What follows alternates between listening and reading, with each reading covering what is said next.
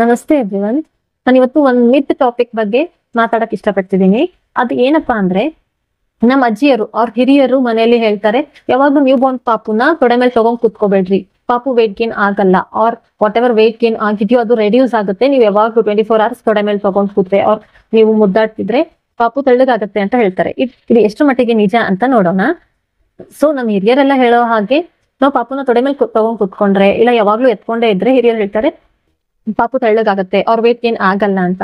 Obviously it's a ಮಿತ್. ಯಾಕಂದ್ರೆ weight gain ಏನಿದ್ರು ಅದ್ ನ್ಯೂ ಬಾರ್ನ್ ಪಾಪು ವೇಟ್ ಗೇನ್ ಆಗೋದು ಬ್ರೆಸ್ಟ್ ಮಿಲ್ಕ್ ಇಂದ. ಇಫ್ ಫೀಡಿಂಗ್ ಎಲ್ಲ ಕರೆಕ್ಟ್ ಆಗಿದೆ, ನಿದ್ದೆ ಕರೆಕ್ಟ್ ಆಗಿದೆ, ಊಟ ಎಲ್ಲ ಕರೆಕ್ಟ್ ಆಗಿದೆ ಅಂದ್ರೆ ವೇಟ್ ಗೇನಿಗೂ ಅದು ಪಾಪುನ ಎತ್ಕೊಳ್ಳೋಕ್ಕೂ ಏನು ಒಂದಕ್ಕೊಂದು ರಿಲೇಷನ್ ಇಲ್ಲ.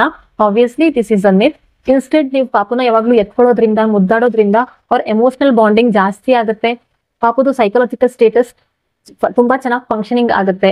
So baby will feel comfortable. ಆ ಕಂಫರ್ಟಬಲ್ ಇಂದ ಇನ್ನು ಚೆನ್ನಾಗಿ ವೇಟ್ ಗೇನ್ ಆಗುತ್ತೆ ಹೊರತು ವೇಟ್ ಲಾಸ್ ಅಂತೂ ಆಗಲ್ಲ.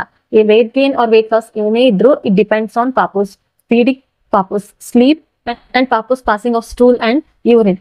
ಪಾಪುಗೆ ಯಾವಾಗ್ಲೂ ಎತ್ಕೊಳ್ಳೋದ್ರಿಂದ ಅಂಡ್ ವೇಟಿಗೆ ಒಂದಕ್ಕೊಂದು ಏನು ರಿಲೇಷನ್ ಇಲ್ಲ. ಸೊ ಇನ್ಮೇಲೆ ಯಾರಾದ್ರೂ ನಿಮ್ ನ್ಯೂ ಬಾರ್ನ್ ಪಾಪುನ ಎತ್ಕೋಬೇಡ, ಎತ್ಕೊಂಡ್ರೆ ವೇಟ್ ಲಾಸ್ ಆಗುತ್ತೆ ಇಲ್ಲ ವೇಟ್ ಗೇನ್ ಆಗಲ್ಲ ಅಂದ್ರೆ ಅವರಿಗೆ ಈ ಪಾಯಿಂಟ್ ನ ಎಕ್ಸ್ಪ್ಲೇನ್ ಮಾಡಿ. Thank you.